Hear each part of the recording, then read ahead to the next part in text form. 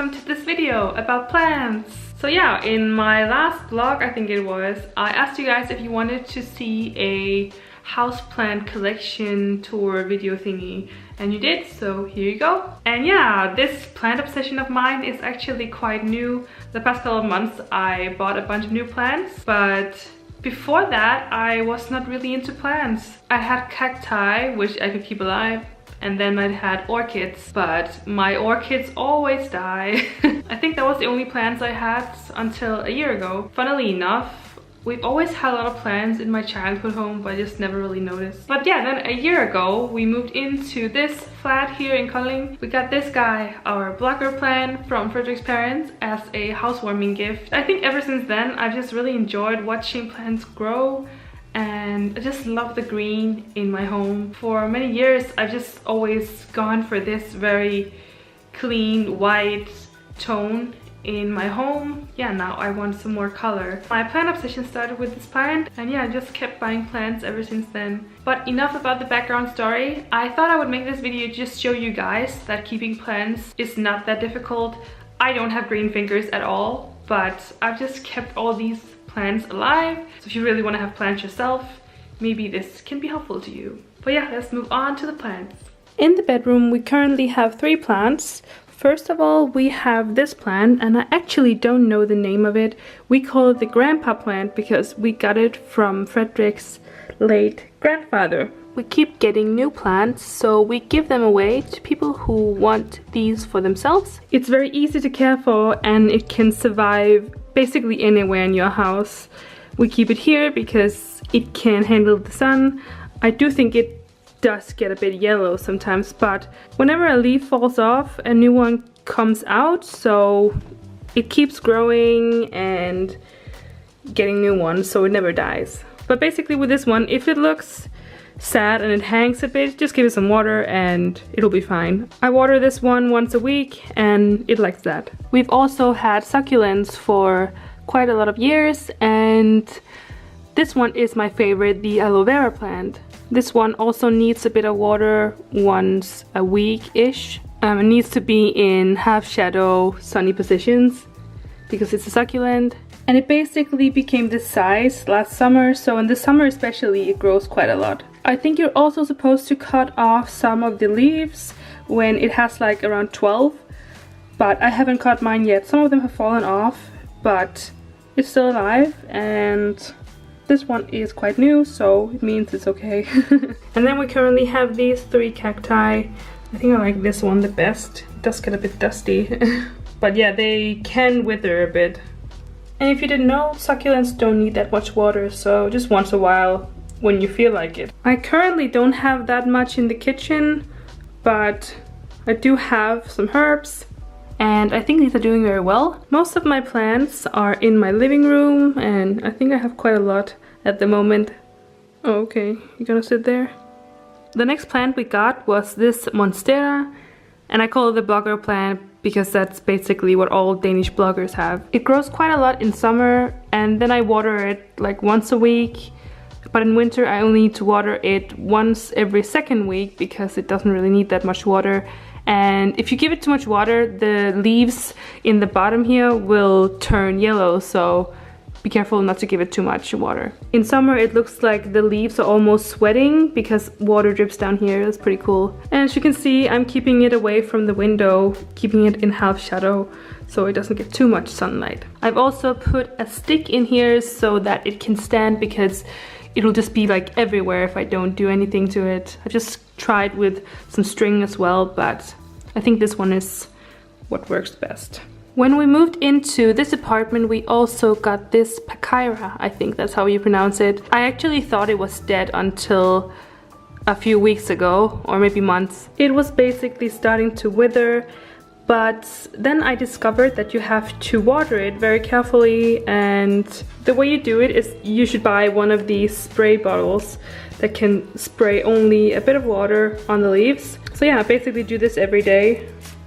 So I don't actually water it in the pot, but only on the leaves. And this technique helped save this plant. But yeah, I've seen that this one can grow really big, and I really like the stem, the tree itself.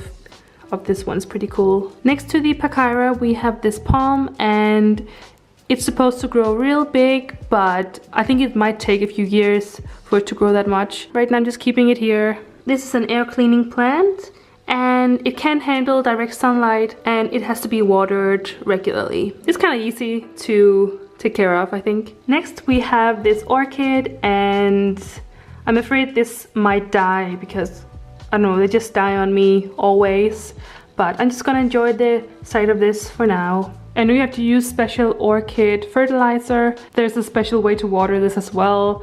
I don't know. It was really cheap, so I just thought why not, even though it might die soon. Next we have a pineapple plant, and it's actually called an anti-snoring plant. We are keeping it in the living room for now, so we don't know if it works.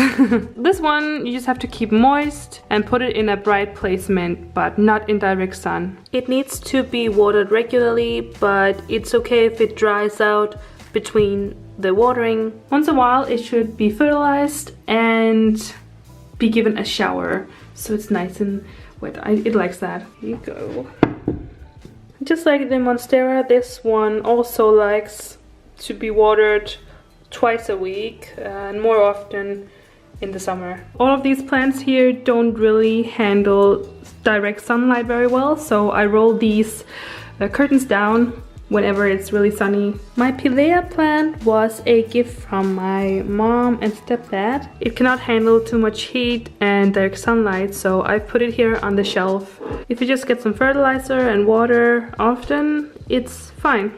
So it's pretty easy to keep this and make it grow. You can also see here some new ones. I recently bought a citrus tree because I've been wanting one forever, and they were on sale in the new flower shop we got here in Kolding. I've heard that these are pretty difficult to keep alive in winter, but I'm gonna give it a try, and hopefully it will stay alive. I also heard that it gets infected with bugs quite easily, but you can get something to kill the bugs, so it shouldn't be too difficult to get rid of the bugs. And you can actually eat the fruit, but I think they have to be more soft. Oh, they're actually kind of soft now, so maybe these can be eaten. You're supposed to cut it in summer, but I will have to ask at the garden center how to do that. When I've had the tree a bit longer, I'm going to start using this citrus fertilizer. Please stay alive, little tree.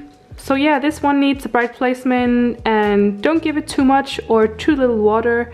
It also likes to be showered with water. I just gave it a lovely shower, and it's really cool that you can actually see the buds here starting to grow flowers. I'm planning on putting it out on the balcony from April so that it can get lots of spring showers, but also lots of sunlight. In the bedroom we also have this yucca palm, and I just think it's so pretty.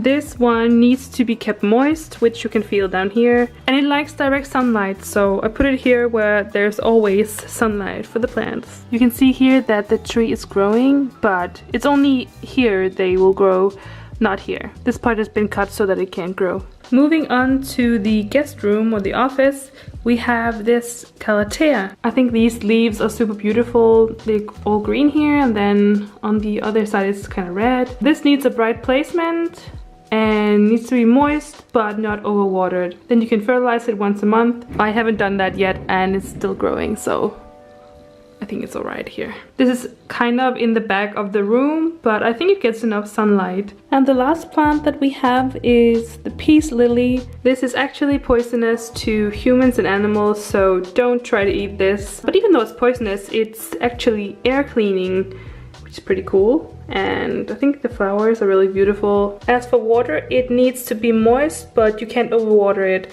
But if it looks sad, you can just give it some water. Mine was like laying down because I was not sure how much water to give it, but after I gave it some water, it just stood up again. So it's magic.